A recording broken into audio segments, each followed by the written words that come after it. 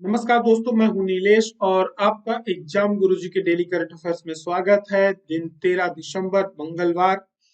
और current affair की शुरुआत करने से पहले आपको बता देते हैं कि यदि आप एमपीपीएससी की तैयारी कर रहे हैं और 2022 आपका टारगेट है तो एग्जाम गुरुजी के प्री और मेंस के नोट्स आपको प्लेटफॉर्म पे उपलब्ध हैं। इनके साथ आपको बड़े ऑफर मिल रहे हैं। प्री के नोट्स के साथ आपको डेली आंसर राइटिंग प्रैक्टिस मिलती है जो कि 895 रुपए की है, और ये आपको 1299 के नोट्स के साथ मिलते हैं। वहीं पे यदि आप मुख्य परीक्षा के नोट जो कि 3000 के हैं और आप इसको परचेज करते हैं तो इसके साथ आपको 1295 की मेंस की टेस्ट सीरीज मिलती है, जिसमें आपकी कॉपी चेक की जाती है, मॉडल आंसर दिए जाते हैं। साथ ही में 895 की डीएपी में आपको छोटे छोटे वीडियोस दिए जाते हैं। साथ ही में इसके मॉडल आंसर भी दिए जाते हैं। और यदि आप पार्टिसिपेट करना चाहते हैं एग्जाम गुरुजी की एकलव्य स्कॉलरशिप टेस्ट में, जिसमें आपको बहुत सारे प्राइज मिलने वाले हैं टॉप करने वाले सभी स्टूडेंट्स को, और ये एग्जाम जो होगा ये आपका लाइव रहेगा। इसके बारे में ज्यादा जानकारी के लिए आप नीचे दिए गए नंबर पर कांटेक्ट कर सकते हैं। एग्जाम करंट अफेयर की शुरुआत करते हैं हम पिछले दिनों के रिवीजन के साथ। निम्न में से किसे हिमाचल प्रदेश का नया मुख्यमंत्री कौन होंगे? तो होंगे सुखविंदर सिंह सुक्खू। कौन सा राज्य अपना जलवायु परिवर्तन मिशन शुरू करने वाला पहला राज्य है? तो वह है तमिलनाडु। केंद्र सरकार ने भी रूफ टॉप जो सौर योजना है इसको क्या किया है, आगे बढ़ाया है, तो ये अब मार्च 2026 तक के लिए हो गया है। टीटीएफआई की पहली महिला अध्यक्ष है मेघना अहलावत। निम्न में से किस खिलाड़ी ने वनडे में सबसे तेज दोहरा शतक लगाया है? सबसे कम बॉलों में यह है ईशान किशन। बात करें मध्य प्रदेश के करंट अफेयर्स की, तो अभी क्या लगने वाला है, मेगा आयुष स्वास्थ्य शिविर, और ये लगने वाला है 52 जिलों में, मध्य प्रदेश के सभी जिलों में। जो भारत के पूर्व प्रधानमंत्री थे अटल बिहारी वाजपेयी, इनकी जन्मदिन पर। और जो भारत की पहली एक्वाडक्ट आधुनिक टनल ये दो जिलों को जोड़ती है, रीवा सीधी, और ये मोहनिया घाटी पर बनाई गई है। मिशन अंकुर जो है ये किससे संबंधित है? स्कूली शिक्षा से संबंधित है, जो नेप 2020 अपने यहाँ चल रहा है उसके अंतर्गत ये है। मध्य प्रदेश को आयुष्मान भारत में सर्वाधिक आभा आईडी बनाने के लिए द्वितीय पुरस्कार दिया गया है। प्रदेश के पहले मुख्यमंत्री संजीवनी पॉलीक्लिनिक की शुरुआत करी गई है, और ये भोपाल की जो गोविंदपुरा जगह है वहां से इसकी शुरुआत करी गई है। शुरुआत करते हैं आज के करंट अफेयर्स की और राष्ट्रीय अंतरराष्ट्रीय खबरों की। पहले करंट अफेयर ये रहा आपके सामने। गुजरात के मुख्यमंत्री कौन है? तो वो है भूपेंद्र पटेल। ये दूसरी बार गुजरात के मुख्यमंत्री बने हैं। ठीक है, ये लगातार दूसरी बार गुजरात के मुख्यमंत्री बने हैं, लेकिन ये चुनाव जीतने के बाद ये पहली बार कहलाएंगे। और यदि बात करी जाए तो ये 18वें मुख्यमंत्री होंगे। अभी हाल ही में चुनाव हुए, 182 में से 156 सीटें जो वर्तमान में यहाँ की सरकार भारतीय जनता पार्टी उसने जीती है। देखते हैं हम दूसरे नंबर का, जिसमें देश भर में कब तक 1000 खेलो इंडिया केंद्र खोले जाएंगे। तो ये जो खोले जाने हैं ये 15 अगस्त 2023 तक देश में 1000 खेलो इंडिया केंद्र खोले जाएंगे। खेलो इंडिया का जो अगला आयोजन होने वाला है वो आप सभी को पता है, वो मध्य प्रदेश में होने वाला है। बेसिकली ये है क्या, देखिए केंद्रीय खेल युवा मंत्रालय के जो मंत्री वो कौन है? तो अनुराग ठाकुर है। ये हमें याद रखना है क्योंकि खेलो इंडिया का आयोजन मध्य प्रदेश में हो सकता है आपसे इनके बारे में पूछ लिया जाए। ठीक है, तो अब क्या है कि खेलो इंडिया में होता क्या, ये एक तो स्कूलिंग लेवल का होता है। इसमें इसका जो मेन उद्देश्य है कि जो हमारे यहाँ छोटे छोटे जिलों में गांवों में खिलाड़ी हैं जिनके अंदर प्रतिभाएं हैं उनको एक मंच नहीं मिलता है, तो वो मंच उनको क्या करना है, वो अवसर प्रदान करना है। यहाँ से खेलो इंडिया से बहुत सारे ऐसे खिलाड़ी निकलते हैं जो कि फिर नेशनल लेवल पे जाते हैं, कि जो हमारे अन्य गेम होते हैं फिर उनको वहां पे सरकार क्या करती है, उनको एक पूरा एनवायरनमेंट प्रोवाइड करती है, उनके लिए स्टेडियम्स का निर्माण करती है। तो सरकार ने इसका मेन उद्देश्य यही है कि हमारे यहाँ खेलों को बढ़ावा देना। क्योंकि भारत जो है, आप देखो कि ओलंपिक में हम लोग एक गोल्ड में कितना खुश हो जाते हैं, लेकिन आप देखिए बाकी के जो छोटे छोटे देश हैं उनके पास भी जब ओलंपिक्स वगैरह होते हैं तो मेडलों में हमसे बहुत ज्यादा ऊपर होते हैं। उसका कारण ये है कि वहां पे खेलों को काफी एक वरीयता दी जाती है। और हमारे यहाँ एक समस्या ये भी रही है कि हमारे यहाँ एक ही गेम है वो है क्रिकेट, जिसको इतना ज्यादा वरीयता दे दी गई। और एक तरह से आप ये कहिए कि एक आइकॉन हर चीज में हमारे यहाँ जो एक खिलाड़ियों में आइकॉन देखे जाते हैं वो क्रिकेट से ही देखे जाते हैं। लेकिन आप देखेंगे जो हमारे एथलीट्स होते हैं, रनिंग होती है, हॉकी होती है, और बाकी की जो हमारे यहाँ गेम्स है, हमारे हॉकी जैसा गेम कितना पीछे चला गया। तो सरकार का मेन फोकस ये है कि हमारे पास अन्य मतलब खेलों में भी प्रतिभाएं हैं। देखिए कुश्ती में आप पूरा का पूरा आप देखेंगे हरियाणा छाया रहता है, और वेट लिफ्टिंग में भी आपको हरियाणा या नॉर्थ ईस्ट के ही खिलाड़ी मिलेंगे। ज्यादातर आपको जो खिलाड़ी मिलेंगे या तो नॉर्थ ईस्ट से, रनिंग में भी उधर से ही मिल रहे हैं। फुटबॉल जैसा गेम जो वर्ल्ड कप चल रहा है दुनिया में, इतना ज्यादा उसकी लोकप्रियता है, लेकिन भारत में आपको उसकी देखने को नहीं मिलेगी। हमारे सिर्फ एक ही ऐसा लगता नेशनल गेम हो गया क्रिकेट। तो सरकार ने इसके लिए चालू किया है कि हमारे यहाँ जो एक जमीनी स्तर पर खिलाड़ी हैं, जिन्हें एक मंच नहीं मिलता, उन्हें अवसर नहीं मिलते, उन्हें सुविधाएं नहीं मिलती, तो हम इन सेंटर्स में उनको एक अवसर उपलब्ध कराएं। तो इन्हीं सब चीजों को ध्यान में रख के सरकार का उद्देश्य है कि 1000 जो नए खेलो इंडिया केंद्र स्थापित किए जाएंगे, ये पूरे भारतवर्ष में किए जाएंगे। सरकार का मेन फोकस ये है कि हर जिले में एक खेलो इंडिया स्पोर्ट्स केंद्र होना चाहिए। ठीक है, हर जिले में, प्रत्येक जिले में। लेकिन कुछ जो राज्य हैं, जैसे आपके उत्तर पूर्वी राज्य हैं, वो छोटे छोटे राज्य, जम्मू कश्मीर, अंडमान निकोबार समूह, लक्षद्वीप, लद्दाख। अब यहाँ पर क्या होगा कि जिले बहुत छोटे रहते हैं यहाँ के, तो उन्हें 2 जिलों के बीच में एक खोले जाएंगे। और ये बढ़ते हैं अगले प्रश्न की तरफ। भारत दुनिया की सबसे मजबूत पासपोर्ट सूची 2022 पे किस स्थान पर है? तो इसका राइट आंसर होगा 87 में। भारत जो इस समय 87 पोजीशन में है। ये जो रिपोर्ट जारी करी गई है, ये रिपोर्ट जारी करी गई एटन कैपिटल द्वारा। ठीक है, इनके द्वारा जो अभी रिपोर्ट पासपोर्ट इंडेक्स 2022 प्रकाशित किया गया है, और इसमें भारत का कौन सा स्थान है? इसमें भारत का 87वां स्थान है। वहीं पर बात करी जाए तो यूएई के बाद Germany, Sweden, Finland, Luxembourg, Spain, इनका सबका स्थान रहा है। अफगानिस्तान इसमें सबसे कमजोर स्थिति में है, वो है 94वें स्थान पर। ठीक है, और ये जो होती है रिपोर्ट जारी की गई है, ये 139 देश जो कि यूएई के यानी संयुक्त राष्ट्र संघ के सदस्य हैं, उनके बीच में जारी करी गई है। और 6 अलग अलग पहलू होते हैं जिन पर ये लोग विचार करते हैं। इसमें वीजा मुक्त होता है, ठीक है, वीजा ऑन अराइवल होता है, ई वीजा होता है, कितने दिनों में जारी कर दिया जाता है, इन सारी चीजों को शामिल किया जाता है। उसके आधार पर ये रैंकिंग जारी होती है, और इनको 3 स्टेप में ये लोग इसको रिपोर्ट को जारी करते हैं। तो भारत का जो पासपोर्ट है वो 87 पोजीशन पर है। प्रश्न क्रमांक 4 में चलते हैं। हाल ही में भारत में कार्बन न्यूट्रल फॉर्म का उद्घाटन किया गया, और ये किस राज्य में किया गया है? तो कार्बन न्यूट्रल का जो उद्घाटन किया गया है, केरल राज्य में किया गया है। बेसिकली यदि आप बात करोगे तो कार्बन न्यूट्रल फार्मिंग है क्या? कार्बन न्यूट्रल फार्मिंग ऐसी है कि देखिए, पहली बात तो क्या कि ये जो पूरी की पूरी फार्मिंग होती है, ये पूरी तरह इको फ्रेंडली होती है। ठीक है, और इसमें सर जो फोकस होता है, वहां पर किसानों के लिए फोकस रखा जाता है कि यहाँ पर जो खाद का प्रयोग हो वो वर्मी कंपोस्ट का हो, यानी उसके आसपास में क्या हो, एक तरह से आप ये कि मिश्रित खेती होती है। पशुपालन प्लस कृषि दोनों का यहाँ पर प्रयोग किया जाता है। तो जो यहाँ पे खेत हो जाते हैं, उन्हें पहले ऑर्गेनिक बनाया जाता है, उसके बगल में पशु पाले जाते हैं। तो इसपे जो खाद का प्रयोग होगा या फर्टिलाइजर का प्रयोग होगा, ये पशुओं के द्वारा जो बनाए जाते हैं, उनके जो पदार्थ निकलते हैं, उसके जैसे गोबर हो गया, गोमूत्र हो गया, इन सब चीजों से जो बकरी वगैरह पालेंगे, कुकुर पालेंगे, तो जो इससे पूरा एक वर्मी कंपोस्ट तैयार करेंगे। ठीक है, तो यहाँ पे जो प्रयोग किया जाएगा वो आपका क्या कहते हैं, गोबर गैस का प्रयोग किया जाएगा अन्य चीजों के लिए। तो उससे क्या होगा, और साथ ही में यहाँ पे आसपास पे यदि इनको इलेक्ट्रिसिटी की आवश्यकता है, तो उसके लिए क्या करेंगे, यहाँ पे सोलर पैनल लगाएंगे।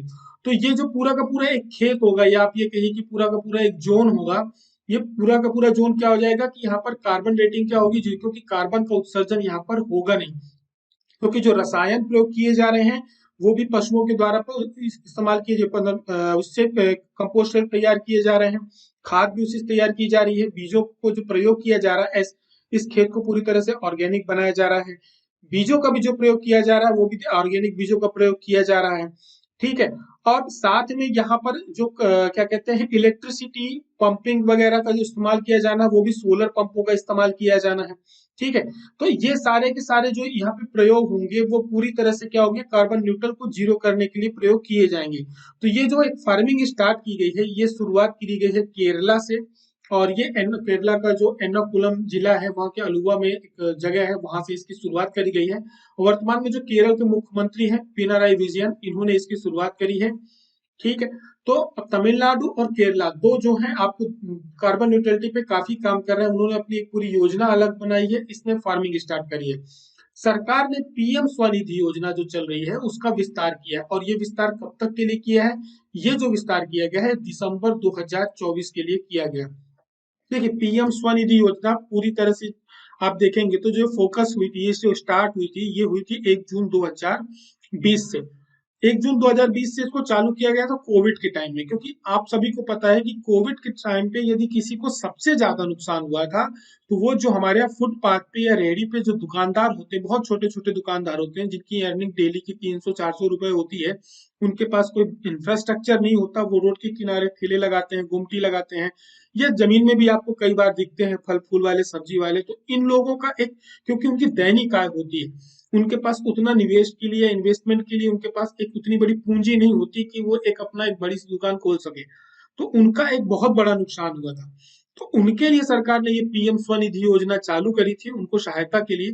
तो इसके अंतर्गत क्या, तो बहुत छोटे लोन पहले प्रोवाइड किए गए थे, फिर क्रेडिट के आधार पे वो लोन को धीरे धीरे क्या किया जाता है, बढ़ाया जाता है। तो शुरुआत 10,000 रुपए से की गई थी, और जो अपना लोन समय पे पूरा करेगा उसको सरकार फिर 20,000 रुपए का लोन देती है कि वो अपने रोजगार को या अपनी जो दुकान है उसको और अच्छी कर सके। और यदि वो 20,000 रुपए को भी समय पे किस्त उसकी भर देता है, ऋण को पूरा कर देता है, तो 50,000 रुपए तक की ऋण दिया जाता है। लेकिन मध्य प्रदेश में इसमें 1 लाख रुपए तक दिया जाता है, ये आप ध्यान रखेंगे, क्योंकि मुख्यमंत्री स्वनिधि योजना भी इसमें साथ में ऐड हो जाती है। तो ये डिपेंड करता है कि जो दुकानदार है जिसने कर्ज लिया उसको समय समय पे यदि पूरा कर रहा है, तो सरकार उसको अपने जो उसका उद्योग है उसको आगे बढ़ाने के लिए, उसको और डेवलप करने के लिए इसमें क्या करती है, उनको प्रेरित करती है, ताकि वो समय पर ऋण हो, डिफॉल्टर ना हो किसी भी प्रकार से। तो इनमें कुछ चीजें और सरकार ने अपडेट करी है, और इसको जो है अब 2024 तक के लिए कर दिया गया है। ठीक है, ये पूरी तरह से योजना इस पर है, पीएम स्वनिधि योजना। तो अब हमारी शुरुआत होती है मध्य प्रदेश के करंट अफेयर्स के साथ। मध्य प्रदेश के किस नगर निगम द्वारा 60 मेगावाट के सोलर पावर प्रोजेक्ट के लिए ग्रीन बॉन्ड जारी करने की घोषणा करी गई है? केवल एक ही नगर निगम है, इंदौर, जो हर चीज पे नंबर 1 वर्तमान में भी बात करें तो रहता है। तो बिल्कुल सही है। नगर निगम इंदौर ने क्या किया, देखिए ये जो ग्रीन बॉन्ड है, आप बेसिक समझिए, इनका जो उद्देश्य है वो 60 मेगावाट के सोलर, जो सौर ऊर्जा प्लांट है, इसकी स्थापना के लिए जारी किया। ग्रीन बॉन्ड का मतलब इसमें ये है कि जो यहाँ का नगर निगम है, ये सबसे पहले क्या करेगा कि अपने अपने बॉन्ड जारी करेगा। 10-10 हजार रुपए के लगभग बॉन्ड होंगे, पब्लिक उसको पब्लिक डोमेन पे लेके आएंगे, पब्लिक उसको खरीदेगी। तो इनके पास एक फंड इकट्ठा होगा, एक अनुमान है नगर निगम का कि ये 250 करोड़ रुपए तक का फंड इकट्ठा कर लेंगे। इसकी आवश्यकता क्यों पड़ी, क्योंकि नगर निगम ने देखा है कि जो इनका नर्मदा लाइन यहाँ पे जो चलती पाइपलाइन है, ये सभी घर घर पे जल पहुंचाया जाता है, उसको यहाँ पे नर्मदा बोलते हैं। तो इसका जो इलेक्ट्रिसिटी खर्च आ रहा है वो लगभग इनका प्रतिवर्ष 100 करोड़ रुपए के आसपास आता है। यानी नगर निगम इस पाइपलाइन के थ्रू पानी पहुंचाने के लिए जो पूरा, क्योंकि ये लाया जाता है खंडवा से, अब खंडवा से यहाँ तक पानी लाने में पंपों का इस्तेमाल होता है, इसका पूरा जो पैसा पे करता है बिजली का, वो कौन पे करता है, नगर निगम पे करता है। तो नगर निगम ने कुछ बॉन्ड जारी करे हैं, और उसके लिए क्या होगा कि लोगों को 8.25% के आसपास पे क्या किया जाएगा, इस पे ब्याज दी जाएगी। एक तरह से एफडी की तरह आप इसको मानिए, जैसे पहले किसान विकास प्रमाण पत्र आता था, उसी प्रकार से ये रहेगा। ये ग्रीन बॉन्ड इसलिए रखा गया है क्योंकि इससे क्या है, सोलर ऊर्जा का इस पैसे का जो इस्तेमाल किया जाएगा वो ग्रीन एनर्जी पे किया जाएगा। तो अब क्या होगा कि एक सामान्य पब्लिक यदि 8.25 पे इसको बॉन्ड को लेगी तो उसको क्या मिलेगा, इस पे ब्याज मिलेगी, 8.5% के आसपास मिलेगी। वो जब बॉन्ड जारी होंगे तब देखा जाएगा। और इधर नगर निगम के पास क्या होगा, लगभग इनका अनुमान है कि 250 करोड़ रुपए इकट्ठा कर लेंगे, और इससे ये लगाएंगे एक सोलर प्लांट, जहां पर इलेक्ट्रिसिटी क्या करेंगे, ये उत्पन्न करेंगे और इसका प्रयोग किया जाएगा इसमें। तो ये नगर निगम की एक बचत होगी कि ये जो 100 करोड़ रुपए ये प्रतिवर्ष बिजली के बिल दे रहे हैं, उसमें इनकी एक तो बचत होगी।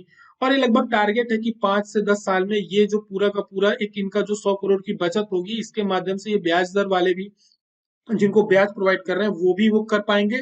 और नगर निगम क्या होगा, उसका एक अनावश्यक खर्चा बचेगा, और नगर निगम की इसमें अर्निंग भी स्टार्ट हो जाएगी। तो इन्हीं सब चीजों के लिए ग्रीन बॉन्ड जारी किए जा रहे हैं, और इसकी जो नगर निगम परिषद इंदौर ने इसकी स्वीकृत पहले ली जाएगी। इसके बाद ये क्या होगा कि इसको शासन के स्तर पे इसको वित्तीय सहायता नहीं दी जाएगी किसी प्रकार की, और ये अपने खुद का नगर निगम का सोलर प्लांट होगा। बढ़ते हम लोग प्रश्न क्रमांक 7 की तरफ। मध्य प्रदेश के कितने जिले केंद्र सरकार के एसआरई योजना में शामिल हैं? तो इसका राइट आंसर होगा कि मध्य प्रदेश के 3 जिले हैं जो एसआरई योजना में शामिल है। एसआरई योजना, ये प्रश्न इसलिए शामिल किया गया क्योंकि अब तक जो मध्य प्रदेश में आपको पता है कि मध्य प्रदेश के 3 जिले विशेषकर ऐसे हैं जहां पर क्या कहते हैं, वामपंथी उग्रवाद जिसको कहते हैं नक्सलिज्म की थोड़ी सी हमारे यहाँ प्रॉब्लम है अभी। वो जिले कौन कौन से हैं? बालाघाट, मंडला और डिंडोरी।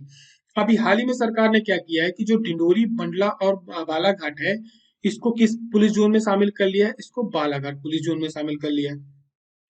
तो केंद्र सरकार का क्या है कि एक प्रभाग का गठन किया केंद्र सरकार ने, उसका नाम रखा वामपंथी उग्रवाद प्रभाग। अब हर राज्य में अपने जो नक्सलिज्म की समस्या है, उनके रीजन अलग अलग है, तो उनको जो कंट्रोल भी किया जाता, तो ऐसा नहीं, क्योंकि वो देश के दुश्मन नहीं है। वो एक तरह से हम ये कह सकते हैं कि उनके अपने एक तरह से मोटिवेटेड होते हैं अलग अलग चीजों के लिए, जो हिंसा का रास्ता क्या कर लेते हैं, पकड़ लेते हैं। तो सरकार को कोशिश ये रहती है कि वहां पे डेवलपमेंट के थ्रू उनको लाइन पे लाया जाए, किसी प्रकार से अन्य माध्यमों से उनको मजबूत किया जाए, क्योंकि आदिवासी समाज के लिए कई बार एक असंतोष का कारण हो जाता है कि क्या कहते हैं, जमीन हो गई उनकी हड़पी जाती है, खनन बहुत ज्यादा होता है, ठीक है, जंगलों में कब्जे किए जाते हैं। तो इन सब चीजों से क्या होता है कि कहीं ना कहीं उनको मोटिवेशन मिलता है, अन्य चीजों के माध्यम से उनको मोटिवेट कर दिया जाता है, किस रास्ते के लिए? हिंसा के रास्ते के लिए। लेकिन है तो हमारे देश के नागरिक, तो उनको क्या करना है? सरकार का उद्देश्य होता है कि उनको किसी भी प्रकार से यदि हम मोटिवेट कर सके कि वो एक सही रास्ते में आ जाए, तो उनको क्या कहा जाता है कि उनको उस रास्ते पे लाने के लिए सरकार ने इस प्रभाग का गठन किया है। इसी में चलती है एसआरई योजना, जिसमें भारत के कई राज्य शामिल है, लगभग 10 राज्य शामिल हैं, उनके 70 जिलों को एसआरई योजना में शामिल किया गया है। 10 राज्यों के 70 जिलों में से मध्य प्रदेश के 3 जिले हैं। ये खबरों में इसलिए आया है क्योंकि अभी हमारे यहाँ 5 नक्सलियों को मारा गया है, और ये अब तक की सबसे बड़ी घटना है पिछले लगभग 15 वर्षों में। इसकी वजह से ये जो खबर है, ये खबरों में बनी हुई थी, और सरकार ने इसके लिए अलग अलग समय पे नक्सल विरोध बल के रूप में, क्या कहते हैं, नक्सल के लिए खत्म करने के लिए अलग अलग अभियान चलाए हैं, जिनमें से एक था ग्रे हाउंड्स। और 2016 के समय पे, वर्ष 2016 के आसपास आपको ऑपरेशन ग्रीन हंट का भी काफी नाम सुनाई दिया गया था, विशेषकर छत्तीसगढ़ सेक्टर में, जो मध्य प्रदेश और छत्तीसगढ़ का जो बॉर्डर एरिया है, वहां पे ऑपरेशन ग्रीन हंट भी चलाया था। और सरकार की पूरी एक क्या कहते हैं, इसके लिए एक अलग जो फंड होता है, वो केंद्र सरकार के द्वारा जारी किया जाता है।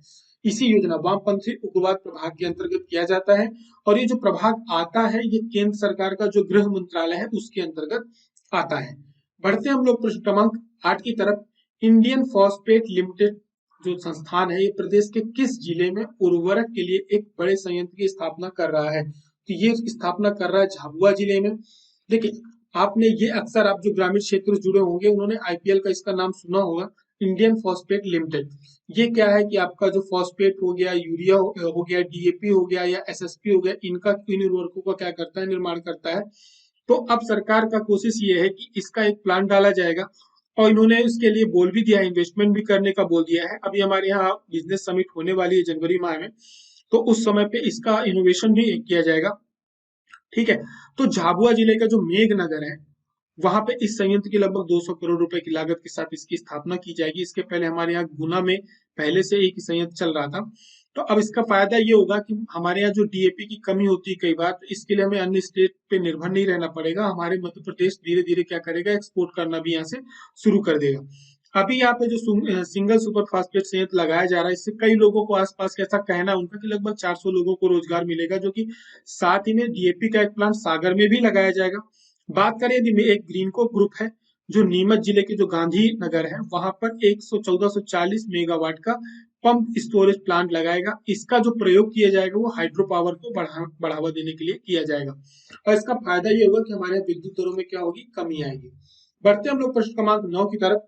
प्रोजेक्ट समग्र मध्य प्रदेश शासन के किस विभाग द्वारा चालू किया गया है? समग्र एक अभियान है, ये चालू किया गया महिला बाल विकास विभाग द्वारा।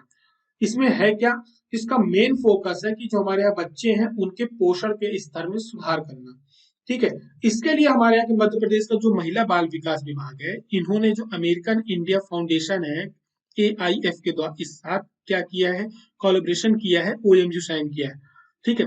दोनों का एक ही फोकस है कि बच्चों में हमारे यहाँ पोषण के स्तर पे सुधार करना, उनके सीखने की जो क्षमता है उस पर वृद्धि करना, और महिला सशक्तिकरण को बढ़ावा देना आय के माध्यम से।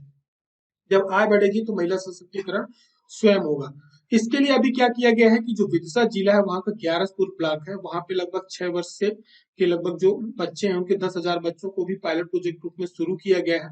वहाँ की जो आंगनबाड़ियां हैं, स्व सहायता समूह, इन सभी को माध्यम से और जो अमेरिका इंडियन फाउंडेशन है इसके माध्यम से सभी को क्या किया जाता है, वहां पर गर्म भोजन प्रोवाइड किया जाता है, मेडिसिन प्रोवाइड की जाती है, पोषण को कम करने के लिए लोगों को क्या किया जाता है, अवेयर किया जाता है, एक सही फूडिंग बताई जाती है। क्योंकि पोषण क्या कहते हैं, कुपोषण दोनों प्रकार के होते हैं। यदि बच्चा कमजोर है तो वो भी कुपोषण की श्रेणी में आता है, लेकिन आपको बहुत मोटे ताजे बच्चे दिखते होंगे लेकिन वो ज्यादा एक्टिव नहीं होते, उनको भी सरकार एक तरह से क्या अति पोषण का शिकार हो जाते हैं, आप ये कह सकते हो।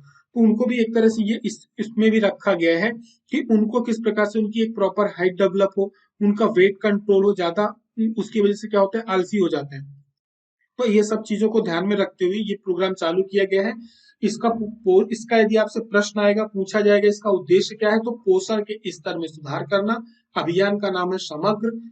अमेरिका इंडिया फाउंडेशन और महिला बाल विकास दोनों के ये मिलकर के इस प्रोग्राम को चलाएंगे। बढ़ते हम लोग प्रश्न क्रमांक 10 की तरफ। हाल ही में मध्य प्रदेश राज्य शूटिंग एकेडमी में 65वीं राष्ट्रीय शूटिंग पिस्टल चैंपियनशिप चल रही है। इसमें एक खिलाड़ी है अनीश बनवाल, इन्होंने एक राष्ट्रीय रिकॉर्ड बनाया है। ये किस राज्य के खिलाड़ी हैं, तो ये है हरियाणा के खिलाड़ी और ये है अनीश बनवाल। इन्होंने क्या है कि 588 पॉइंट्स का अपना ही इनका पुराना रिकॉर्ड था, उसको तोड़ करके 590 पॉइंट्स अर्जित किए हैं। इसके पहले ये कॉमनवेल्थ गेम्स में सबसे युवा स्वर्ण पदक विजेता भी रह चुके हैं। अब 5 वर्षों से लगातार जूनियर नेशनल चैंपियन हैं और इन्होंने मध्य प्रदेश में जो राज्य शूटिंग एकेडमी है भोपाल में, यहाँ पर जो राष्ट्रीय शूटिंग पिस्टल चैंपियनशिप चल रही है वहां पर इन्होंने अपना एक रिकॉर्ड, खुद का रिकॉर्ड तोड़ के एक नया रिकॉर्ड बनाया है। ध्यान रखेंगे ये हरियाणा के रहने वाले हैं। और हमने आपसे कल एक प्रश्न पूछा था कि गोपी कृष्ण सागर डैम मध्य प्रदेश के किस जिले में स्थित है। सबसे अच्छी बात ये थी आज के करंट अफेयर्स की कि पिछले, यदि मैं बात करूं, पिछले 10 दिनों के अंदर जितने लोगों ने भी आंसर दिया है, आज संख्या बहुत ज्यादा थी और काफी अच्छा लगा। आप सभी लोगों ने पार्टिसिपेट किया और पिछले 10 दिनों में यदि 20 एवरेज थे तो आज बहुत ज्यादा थे, ये कह सकता हूँ डबल थे। तो ये एक अच्छी शुरुआत है। आप सभी लोग आंसर जरूर करा करें। डेली का जो हमारा HW होता है, किसी ने कमेंट किया तो मैं भूल गया नाम, होमवर्क होता है, तो स्कूलों में भी हम लोग पढ़ते थे तो गृह कार्य दिया जाता था, होमवर्क दिया जाता था। यदि हम आपके लिए इतनी मेहनत कर रहे हैं, 3 से 4 घंटे का समय निकाल करके उसको पूरा बना करके आपके बीच करंट अफेयर्स लाते हैं, तो आपका भी दायित्व है, यदि आप इतने सारे लोग देखते हैं तो एक बार आंसर जरूर किया करें। कुछ सेकंड का समय लगता है, गलत आंसर दें लेकिन जरूर दें। गलत दे दे, बाद में सही हो जाएगा लेकिन वो कभी नहीं भूलेगा। गलतियां हमें कभी नहीं भूलती है, हम सही चीजें एक बार भूल जाते हैं, लेकिन हमसे भी कोई चीज गलत होती है फिर हमें उसका जब सही जवाब मिलता है तो वो हमारे जो हमारा मन होता है उसमें वो हमेशा क्या हो जाता है, स्थिर हो जाता है। वो वहां पर हमेशा कहीं ना कहीं किसी न किसी कोने में रहता है। तो नीलिमा हो गई, चंद्र प्रकाश हो, चंद्र किरण हो गए, मंगल मीना हो गए, रिमी पटेल हो गई, आप लोग लगातार आंसर करते भी रहते हैं।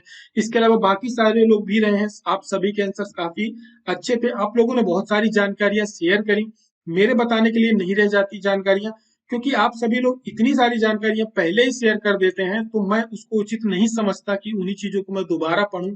हाँ, जो लोग करंट अफेयर्स देखते हैं, मेरा आप सभी लोगों से अनुरोध रहेगा कि एग्जाम गुरुजी जिनको ये हार्ट देता है, ठीक है, जिन्हें भी ये हार्ट देता है, आप लोग इनके जो डिटेल्स होती है इनको जरूर पढ़ा करें। मैंने एक छोटा सा प्रश्न पूछा था कि गोपी कृष्ण सागर डैम मध्य प्रदेश के किस जिले में स्थित है।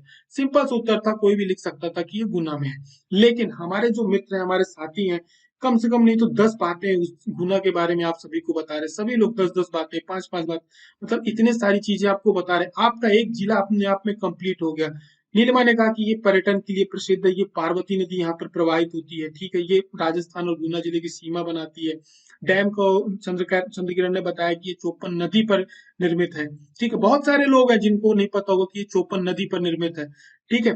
और गुना को मालवा का प्रवेश द्वार कहा जाता है, इनका कहना है, ठीक है। और ये जो लगभग उत्तर में स्थित है राजस्थानी, अब ये पार्वती नदी का बताया इन्होंने, ठीक है। तो अब निहाल देवी, हनुमान मंदिर, राघवगढ़ है यहाँ पर, यहाँ पे प्राचीन गदर गुफा, चार धाम मंदिर, जामनेर, ये सब चीजों के बारे में यहाँ पे बताया गया है। अब ये सारी चीजें हम खोजते हैं, हम अपना एक समय लगाते हैं, लेकिन हमें एक क्वेश्चन पे, एक छोटे से प्रश्न पे हमारे कितनी सारी चीजें यहाँ पे क्या हो गई, मजबूत हो गई। तो आप सभी के सहयोग से ही करंट अफेयर चलता है। आपका करंट अफेयर है, जब आप पार्टिसिपेट करते हैं तो उसमें एक तरह से आप ये कह सकते हैं कि एक और पुशअप लगता है, एक एनर्जी आ जाती है। तो आप सभी का बहुत बहुत धन्यवाद। आप लोग काफी मेहनत करते हैं, इतनी सारी डिटेल्स लेकर के आते हैं। आप सभी जो करंट अफेयर्स देखते हैं, एग्जाम गुरु जी जिन्हें भी हार्ट देता है, आप उनके जो कमेंट होते हैं, उनकी डिटेल्स होती है, जरूर पढ़ा करें। आप कुछ सीख करके जाएंगे। हमारी कोशिश है, एग्जाम गुरुजी की कोशिश है कि आप जब यहाँ आए, हमें इतना समय दे रहे हैं आधे घंटे का सुनने का, तो कुछ अच्छी चीजें लेकर के जाए। और हाँ, आपके ही माध्यम से, आपको बोलते हैं ना, तेरा तुझको अर्पण का लागत है मोर, बिल्कुल वही वाली बात है। आपका है, आपके ही माध्यम से चल रहा, तो ये हमें करना है। और चलते चलते आप सभी के लिए आज का प्रश्न, प्राचीन सांका श्याम मंदिर, ठीक है, ये मध्य प्रदेश के किस जिले में है?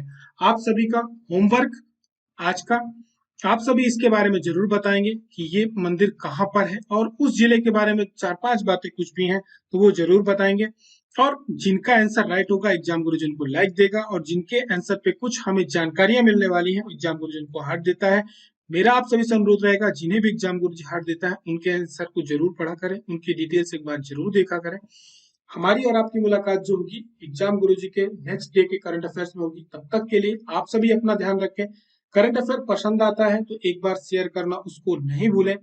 और यदि आपके कुछ सुझाव हैं तो आप नीचे कमेंट बॉक्स में दे सकते हैं, हम लोग उस पर कुछ ना कुछ जो भी होगा अपनी तरफ से आगे बढ़ाएंगे। तब तक के लिए अपना ध्यान रखें। जय हिंद, जय भारत।